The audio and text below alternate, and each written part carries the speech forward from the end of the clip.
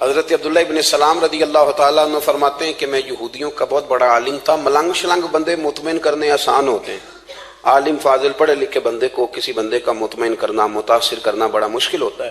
آپ فرماتے ہیں میں نبی کریم علیہ السلام کی بارگاہ میں پہلے دن گیا میں بحث کے ارادے سے، مناظرے کے ارادے سے، چونکہ یہودیوں کا عالم تھا.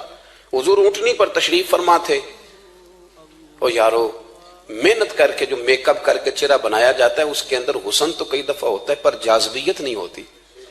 لیکن جس بابے نے کبھی میک اپ نہ کیا ہو لیکن وضو ذرا طریقے سے کرے روز، تو رنگ گورا نہ بھی ہو تو لوگ کئی دفعہ یہ نہیں کہتے رنگ گورا ہے، بلکہ لوگ کہتے ہیں چہرہ نورانی ہے.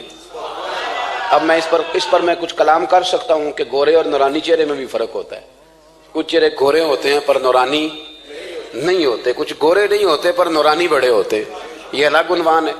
تو حضرت عبداللہ ابن سلام رضی اللہ تعالیٰ عنہ فرمانے لگے جب میں گیا تو حضور اونٹنی پر تشریف فرما تھے، کہتے ہیں سادہ وضو، اور میں دیکھ رہا تھا کہ داڑھی مبارک میں کنگھی بھی نہیں ہوئی تھی. سرکار نے سر پہ سادہ سا امامہ باندھا تھا. حضور اونٹنی پر بیٹھے تھے اور جس اونٹنی پر تشریف فرما تھے اس پہ کجاوا بھی کوئی نہیں تھا.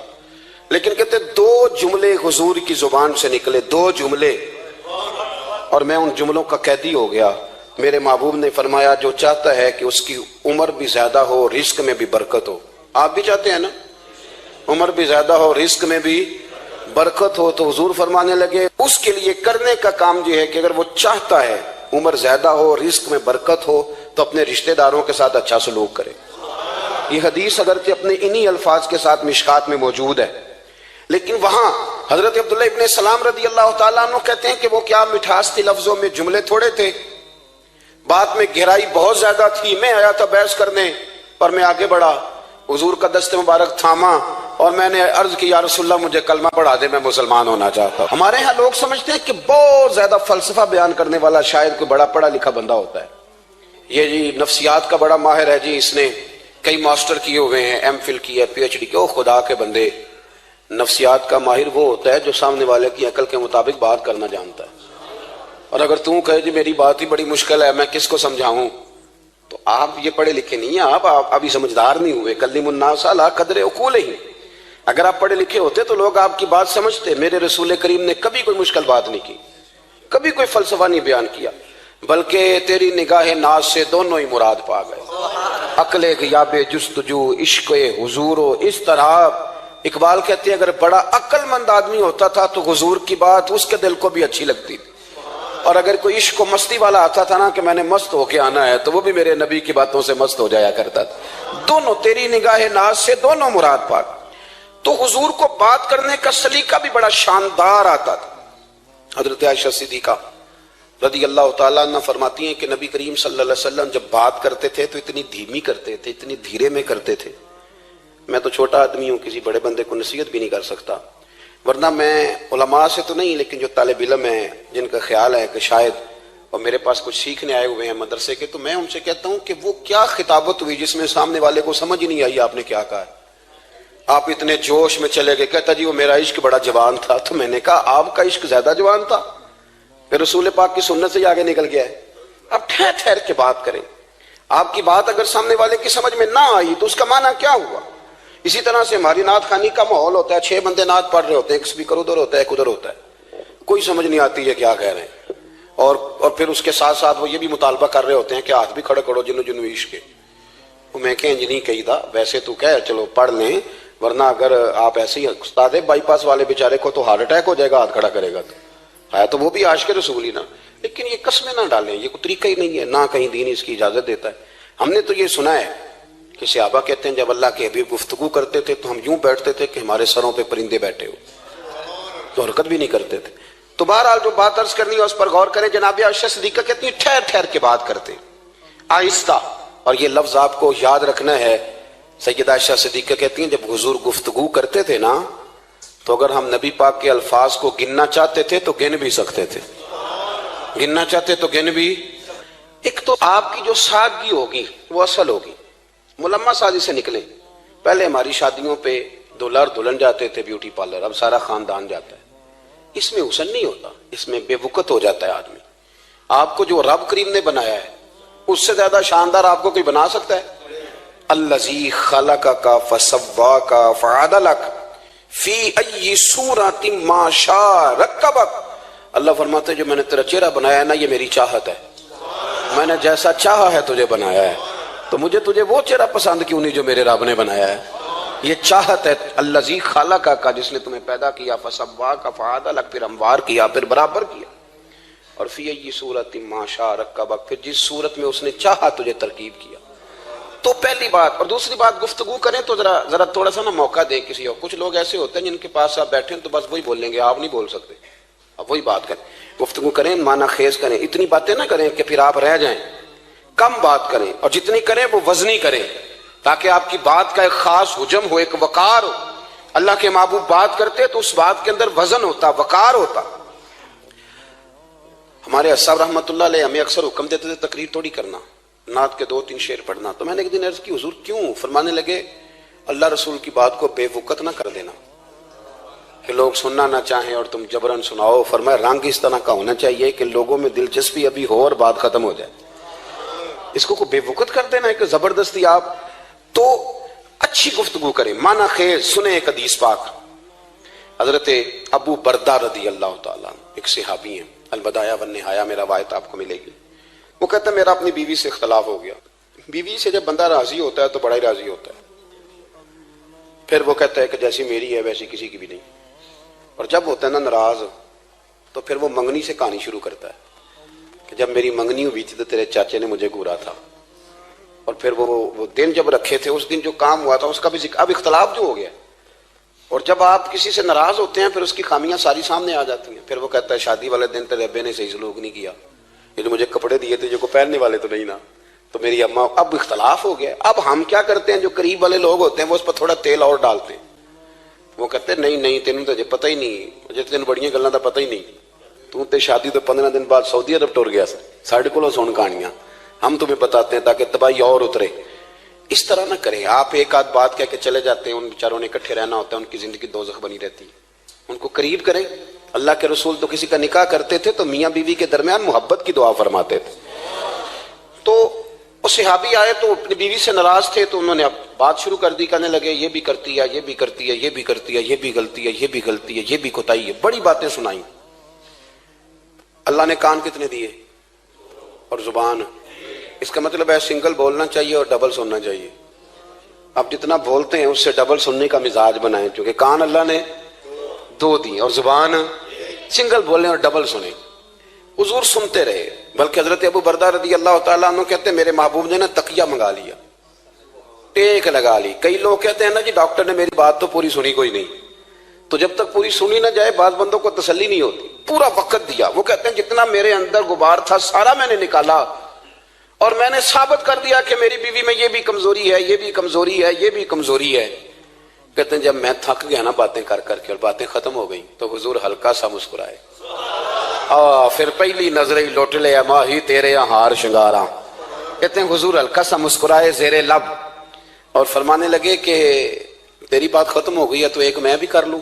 تو نبی کریم صلی اللہ تعالیٰ علیہ وسلم فرمانے لگے صرف ایک بات کا جواب دے، صرف ایک، تیرے آگے ہیں یوں دبے لچے فصحا عرب کے بڑے بڑے، کوئی جانے منہ میں زبان نہیں بلکہ جسم میں جان نہیں۔ حضور فرمانے لگے یہ بتا کہ تیری بیوی میں ساریاں خامیاں ہی ہیں کہ کوئی خوبی بھی ہے؟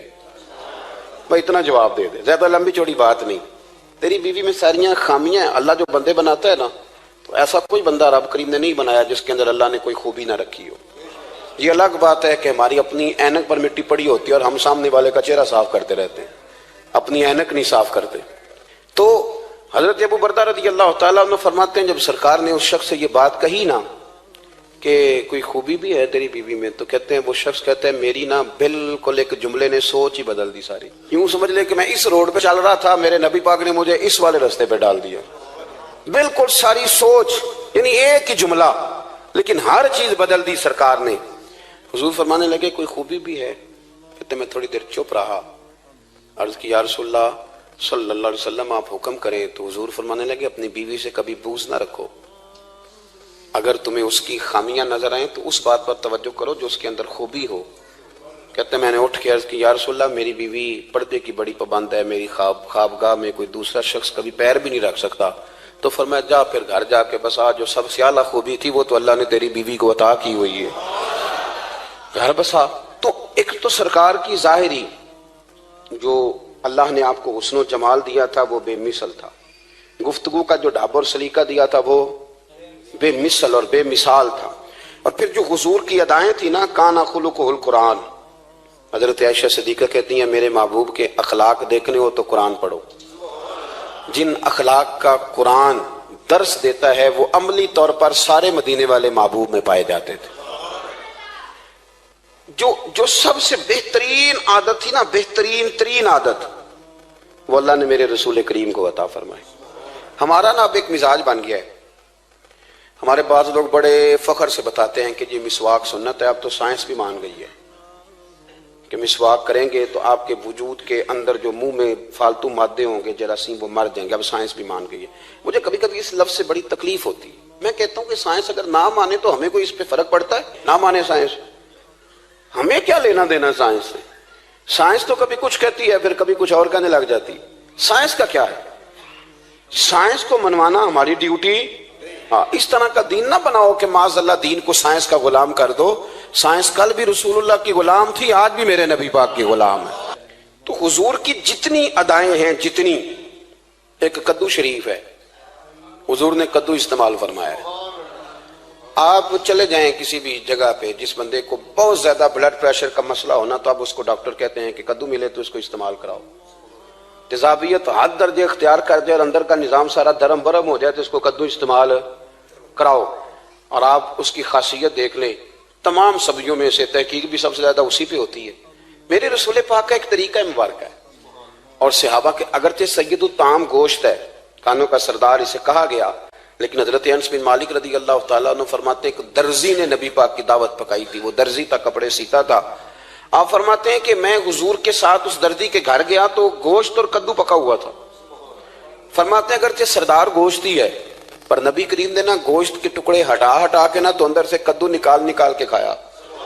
حضرت انس بن مالک کہتے ہیں مجھے کدو پسند نہیں تو میں نے کبھی نہیں کھایا تھا، گھر میں ہوتا تو میں جھگڑا کرتا، پر آج حضور کی رغبت دیکھی نا تو کل نہیں پسند تھا پر ابھی مجھے کدو بڑا پسند ہو گیا، مجھے کدو شریف سے پیار ہو گیا۔ جو اعلیٰ ترین چیزیں تھیں وہ نبی پاک نے استعمال فرمائی، اعلیٰ ترین۔ زیتون کی افادیت کبھی کم ہوئی ہے 1400 سالوں میں؟ کبھی کسی نے کہا ہو کہ زیتون استعمال نہ کرو؟ کبھی اس کی افادیت میں، یہ امامہ میرے نبی پاک کی سنت ہے، سارے پڑھیے صلی اللہ ہو، حضور کی سنت ہے نا یہ۔ کبھی کوئی بندہ ایسا آپ کو ملا ہو کہ اس نے امامہ باندھا ہو تو کسی نے کہا ہو رہن دے یار تینوں سونا نہیں لگتا؟ بندے سارے سونے تے نہیں نہ ہوندے، میری بات کی سمجھ آ رہی ہے؟ لیکن امامہ کبھی کوئی آپ کو ملے گا ہی نہیں کہ اس بندے کے مزاج کے ساتھ یہ فٹ، یا اس کے چہرے کے ساتھ یہ فٹ۔ اینک آپ لے لیں بازار سے، چھوٹی بھی ملتی ہے بڑی بھی ملتی ہے، کچھ لوگوں کے چہرے پہ کچھ چیزیں نہیں سیٹ ہوتی، فٹ نہیں ہوتی، لیکن یہ سرکار کی چونکہ سنت ہے، اور اس کا اعزاز یہ ہے کہ نبی پاک نے فرمایا جمعے والے دن امامہ باندھ کے آیا کرو، جمعے والے دن امامہ باندھ کے آیا کرو۔ جو لوگ جمعے والے دن امامہ باندھ کے آتے ہیں اللہ کے فرشتے ان پر درود بھیجتے ہیں، لیکن امامہ شریف ہونا چاہیے، اپنی مرضی کا رومال نہ باندھ لیں، کم از کم 3.5 گز ہو، اور ٹوپی کے اوپر باندھا گیا ہو۔ اپنی مرضی کا طریقہ نہیں اختیار کریں، وہ جو شریعت نے حدود بیان کی ہیں اس کے مطابق چلیں۔ میری بات کی سمجھ آ رہی ہے؟ تو جو بات میں نے چھیڑی ہے وہ یہ ہے کہ اللہ کے محبوب رب کریم کی دلیل ہے۔ جتنا کائنات کے اندر حسن کوئی بندہ تلاش کرنا چاہے گا وہ مجبور ہو جائے گا اور اسے دروازہ رسول پہ جانا ہی پڑے گا، اسے نبی پاک کے دروازے پر اسے جانا پڑے۔ ہم کوشش بڑی کرتی ہیں سونے لگنے کی، بڑے بڑے لوگ روپ دھارتے ہیں بیچارے، بڑا کچھ کرتے ہیں، لیکن آپ کو لوگ سونا کہیں گے، نورانی نہیں کہیں گے۔ مجھے بڑی کر لے، داڑھی روز بنائیں بے شک، لیکن فطرت داڑھی ہے، حسن ناراض ہو گیا۔ اور داڑھی بڑی سمجھدار ہے، کبھی عورت کے منہ پہ نہیں آتی، آتی مرد کے منہ پہ ہے، مرد کے منہ پہ داڑھی آتی۔ چلے میں کوئی بات نہیں کرتا ورنہ میں تو حنفی ہوں، میرے امام صاحب تو اس بندے کی گواہی قبول نہیں کرتے جس نے داڑھی نہ رکھی ہو، وہ کہتے ہیں اس کی شہادت کچہری میں قابل قبول نہیں ہے، وہ تو قبول نہیں کرتے اس کی شہادت کو بھی۔ اب چلیں عوام سے ڈرتے ڈرتے کئی دفعہ کچھ باتیں نہیں بتائی جاتی پر باتیں ہیں تو صحیح نا۔ ایک بندے نے داڑھی مڈائی تھی تو جناب عمر نے مدینے سے بھی نکال دیا تھا۔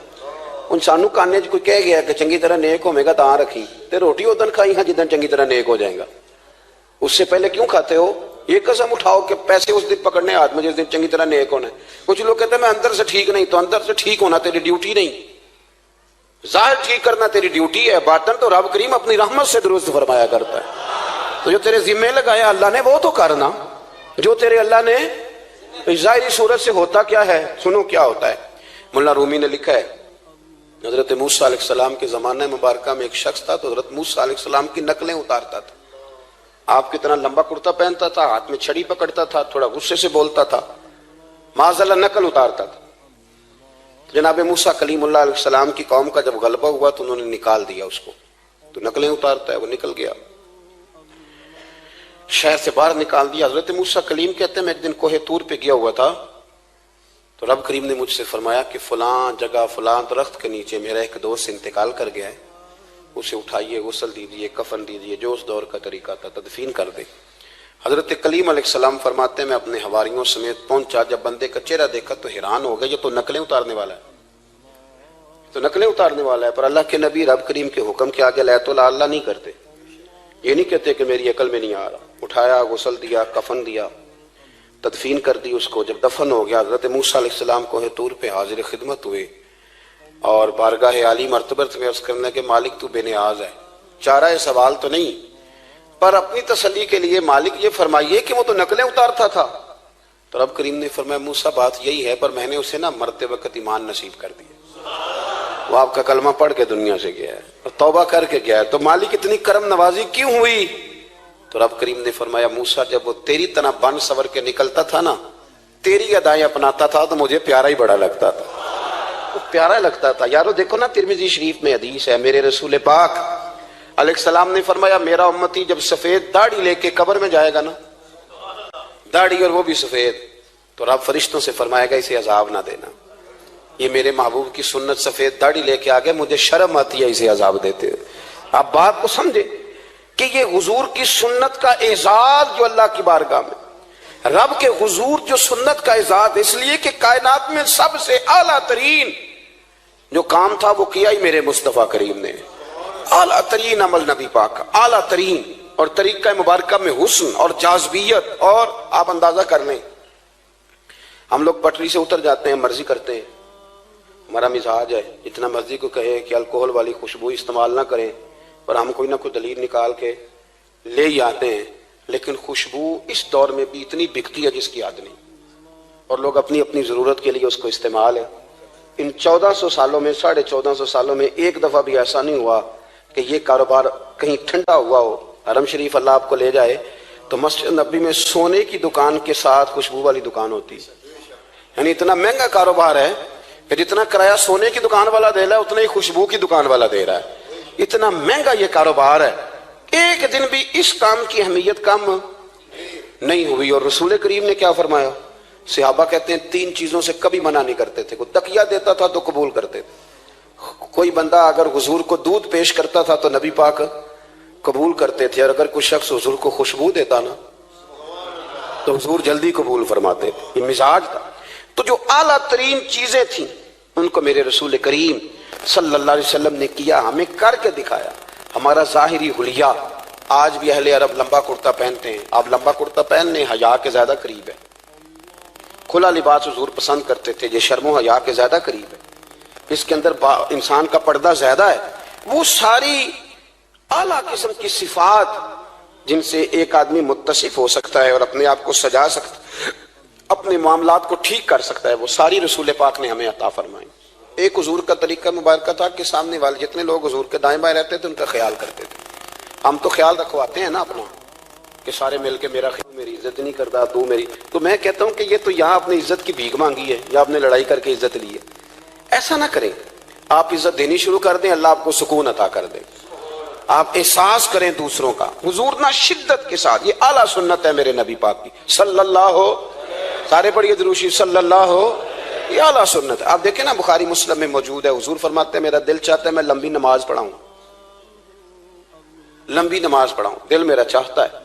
لیکن فرمایا جب میں دیکھتا ہوں نا کہ پیچھے بچے بھی کھڑے ہیں, بوڑھے بھی کھڑے ہیں, بیمار بھی کھڑے ہیں, تو گویا حضور فرمانے لگے میں بندوں کا احساس کر کے رب کی نماز چھوٹی کر دیتا ہوں. میں مختصر پڑھاتا ہوں. اور مسند امام احمد بن حنبل میں حدیث کے لفظ ہیں کہ اگر کوئی نبی پاک کا انتظار کر رہا ہوتا تھا تو نماز مختصر پڑھتے تھے اور اس کو فارغ کر کے بھی لمبی نماز پڑھتے. ایسا نہیں کہ اب آئے ہیں 4-5 لوگ تو ان کو پتہ چل جائے کہ حضرت جی بڑی تگڑی نماز پڑھتے ہیں, بڑے صوفی صافی آدمی, یہ نہیں, بلکہ نماز بلکہ مسند امام احمد بن حنبل میں تو وہ خوبصورت حدیث موجود ہے. سیدنا بلال حبشی رضی اللہ تعالیٰ عنہ فرماتے ہیں کہ میں نے عصر کی نماز کے لیے اقامت پڑھ دی تھی, حضور مصلی امام پر تشریف لے گئے تھے, ایک یہودی کا غلام آیا اور اس نے آ کے عرض کی یا رسول اللہ میں بڑی مشکل میں ہوں, اگر آپ چلیں تو میرا مسئلہ حل ہو سکتا ہے, میرا مسئلہ حل ہو جائے گا. تو حضور کے احساس کی شدت کا یہ حال تھا کہ نبی کریم نے نمازیوں سے فرمایا تم بیٹھ جاؤ, میں پہلے اس کا کام کر کے آتا ہوں. خدا کے بندے تو ہیں ہزاروں, بنو میں پھرتے ہیں مارے مارے, میں اس کا بندہ بنوں گا جس کو خدا کے بندوں سے پیار. احساس کی شدت یہ حضور کی سنت ہے, اور بہت زیادہ خیال رکھنا دوسرے کا, یہ میرے نبی پاک کا طریقہ ہے. دوسروں کو سوچنا, دوسروں کے لیے بات کرنا, دوسروں کے لیے دعائیں کرنا, ان کے احساسات کا خیال رکھنا. سیدہ طیبہ طاہرہ حضرت عائشہ صدیقہ رضی اللہ تعالیٰ عنہ فرماتی ایک دن سرکار مجھ سے فرمانے لگے عائشہ جب تم مجھ سے ناراض ہوتی ہو تب بھی مجھے پتہ چل جاتا ہے, جب راضی ہوتی ہو تب بھی پتہ چل جاتا ہے. یہ ہمارا یہ مزاج نہیں ہوتا گھر کے اندر بھی, ہم گھر کے اندر بھی نواب صاحب ہی ہوتے ہیں. یہ نہیں گھر جا کے کہانیاں سناتے ہیں, کہتے ہیں تمہیں پتہ میں کڈا اوکھا ہوں, کمائی کیڈی مشکل ہے, پیچھے پیچھے ہٹ جاؤ سارے, میں فتح کر کے ہوں, ابھی کیٹو سر کر کے آیا ہوں. ایک بچہ پانی لے کھڑا ہو جائے, دوسرا دودھ کا گلاس لائے, بیگم صاحبہ فٹافٹ آئیے, ایسے نہیں کریں. میرے رسول پاک علیہ السلام کی پیاری زوجہ کہتی ہیں حضور گھر آئے, کھانا مانگا, میں نے عرض کی حضور میرے سر میں درد ہے, تو پڑھو نا ابن اسحاق کو. محبوب فرمانے لگے لا میں تجھے آٹا گوندھ دیتا ہوں, تو مجھے روٹی پکا دے. یہ بھی سنت ہے نبی پاک کی, ہوں چپ کر گئے ہو, یہ بھی حضور کی سنت ہے, یہ بھی سرکار کا طریقہ ہے. کبھی کبھی گھر میں جھاڑو دینا یہ بھی نبی پاک کا, حضور کام میں ہاتھ بٹاتے تھے نا ازواج کا, یہ والی سنت کس دن ادا کرنی. ایک دن میں نے جمعے میں یہ بات کی تو ایک بچہ مجھے کہنے لگا حضرت صاحب یہ سنت ادا تے کر لیجیے پر ساڑھے ابے نو بھی تو سمجھاؤ نا. ہنسنا نہیں جی مسجد میں اونچا. کہنے لگے وہ بیگم صاحبہ ایک دن بیمار تھیں اور سخت بیمار تھی, تو میں نے چائے کا کپ بنا دیا, حالانکہ وہ بیچاری مجھے روز بنا کے دیتی ہے, تو میں نے بنا دیا تو ابا جی کہتے پتر رائے دیا آتا نہ خراب کر لیں. تو اب آپ تو سنت کچھ اور بیان کر رہے ہیں, میں کہ تسی شروع کرو نا تاکہ تواڈے بچے تو نہ یہ سوال کرن یہ راج تسی کر رہے ہو.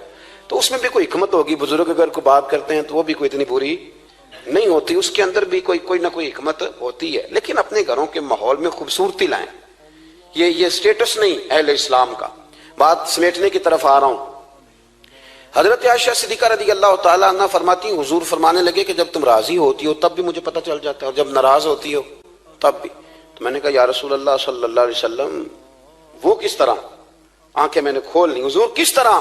تو دیکھو نبی پاک سامنے والے کے جملوں کا بھی احساس کرتے, خیال کرتے کہ سامنے والا کہاں سے بات کر رہا ہے. اللہ کے محبوب فرمانے لگے تمہیں اگر کبھی قسم کھانی ہو نا, تمہارا مزاج ہے قسم کھانی پڑے اور تم مجھ سے ناراض ہو تو پھر تم کہتی ہو مجھے ابراہیم کے رب کی قسم, اور جب تم راضی ہو اور قسم کھانی پڑے تو کہتی ہو مجھے محمد مصطفیٰ کے رب کی قسم. تو جناب عائشہ کہتی ہیں میں زبان سے ہنس رہی تھی اور آنکھیں میری آنسو برسا رہی. میں نے کہا محبوبہ اتنا خیال کرتے, یہاں تک آپ کو احساس, یہاں تک پتہ ہوتا ہے, یہاں تک. میرے رسول کریم علیہ السلام لوگوں کا احساس کرتے, خیال کرتے, شوق پیدا کرتے, وارفتگی ہوتی. کئی دفعہ حضور فرض نماز پڑھ کے گھر چلے جاتے, تھوڑی دیر کے بعد آتے مسجد میں نماز پڑھ لیتے. کئی دفعہ قاضی اجاز مالکی رحمۃ اللہ علیہ اس کو لکھنے کے بعد اس کی شرح میں فرماتے ہیں اصل بات یہ تھی کہ حضور جب تک مسجد میں رہتے تھے صحابہ ادباً بیٹھے رہتے تھے, تو حضور فرماتے ہیں میں جاؤں گا نہیں تو یہ بھی نہیں جائیں گے. تو سرکار گھر تشریف لے جاتے تاکہ لوگ اپنے اپنے کام میں لگ جائیں, اور پھر حضور واپس آ جاتے. ایک تو اپنی ظاہری وضاقت میں سادگی لائیں. ہماری بہت ساری مشکلات کی اصل وجہ یہ ہے کہ تکلف بڑا بڑھ گیا, بڑا تکلف بڑھ گیا. ہم کوشش کرتے ہیں دوسروں کے برابر جانے کی, ہمیں کیا ضرورت پڑی ہے دنیا سے مقابلہ کرنے کی. ہم نے تو اللہ رسول کی رضا کے اندر رہنا ہے, اور دنیا میں سب سے بہترین شخص وہ ہے جس کے پاس مال تو ہے پر لالچ کوئی نہیں. اپنے آپ کو پیچھے لائیں. دوسری بات یہ کہ اپنی گفتگو بڑی صاف ستھری کریں, سادی کریں, اس کے اندر کوئی تکلف نہ برپا کریں, بات سامنے والے کی عقل کے مطابق کریں. اور تیسری بات یہ کہ اپنی عادات میں, اٹھنے بیٹھنے میں, چلنے پھرنے میں اپنا تھوڑا سا خیال کریں. اور ایک بات اور آپ کو عرض کروں, یہ آپ کو زیادہ دیر محنت نہیں کرنی پڑے گی. اگر تھوڑا سا وقت آئے اپنے آپ کو دے دینا. اقبال کہتے ہیں اپنے من میں ڈوب کر باجا سراغ زندگی، چل تو اگر میرا نہیں بنتا نہ بن، اپنا تو بن، اپنا تو بن۔ تھوڑا ہی اپنے اوپر بھی تو محنت کر لے کہ ساری زندگی دوسروں کی اصلاح کرتے رہنا۔ دوست کوشش کرے اپنی عادات پہ 2 4 5 ہفتے کے لیے محنت کرے تاکہ عادتیں سنور جائیں، تاکہ طبیعتیں بدل جائیں۔ ایک حدیث پڑھتا ہوں اور اپنی بات کو سمیٹتا ہوں۔ میرے رسول کریم صلی اللہ تعالی علیہ وآلہ وسلم نے فرمایا کہ اگر اللہ اخلاق کو چہرہ دیتا نا، یہ جو عادات ہوتی ہیں، اور عادات سے مراد صرف میٹھا بولنا نہیں بلکہ لالچ نہ کرنا بھی خلق ہے، تھوڑے پہ راضی رہنا بھی خلق ہے، سچ بولنا بھی خلق ہے، غیبت سے بچنا بھی۔ اصل اخلاق یہ ہے۔ میٹھا تو کئی دفعہ لوگ اپنے مطلب کے لیے بھی بول لیتے ہیں، وقتی طور پر کام نکالنے کے لیے بھی بولتے ہیں۔ تو حضور نے فرمایا کہ اگر خلق کو اللہ تبارک و تعالی چہرہ عطا کرتا تو کائنات میں سب سے بہترین چہرہ حسن اخلاق کا ہوتا، سب سے اچھا اور خوبصورت۔ اور فرمایا اگر بدخلقی کو اللہ چہرہ دیتا تو بدصورت ترین چہرہ اس کا ہوتا۔ اس کا کیا معنی ہوا کہ اگر ہمارا کردار اچھا ہے، سوچ اچھی ہے، لوگوں کے بارے میں نظریہ اچھا ہے، احساس ہے، تو پھر ہمارے اندر دنیا کا سب سے خوبصورت انسان موجود۔ لیکن اگر ہمیں اپنی ذات کے علاوہ شے نظر ہی کوئی نہیں آتی، ہم خود غرض ہیں، جھوٹ بولتے ہیں، غیبت کرتے ہیں، بد نگاہی کرتے ہیں، لوگوں کے بارے میں بدگمانی کرتے ہیں، کسی کو حقیر سمجھتے ہیں، ذات پات کے چنگل میں الجھے ہوئے، تو پھر ہمارے اندر ایک بدصورت ترین شخص بیٹھا ہے۔ جتنی مرضی کنگھی کریں، جتنا مرضی آپ اپنے آپ کو سنواریں، اندر کی بدصورتیاں جا سکتی نہیں۔ تو کوشش فرمائیں کہ اللہ ہمیں اخلاق کا اعلیٰ جو ہے وہ وزن عطا کرے، اعلیٰ شعور عطا کرے۔ اللہ تعالیٰ میری اور آپ کی حاضری کو مستجاب فرمائے۔ آخر دعوانا میرے آقا مدینے میں مجھے بھی اب بلا لیجئے، میرے آقا مدینے میں مجھے بھی اب بلا لیجئے۔ ترستی ہے میری آنکھیں، ترستی ہے میری آنکھیں، مجھے روضہ دکھا دیجئے میرے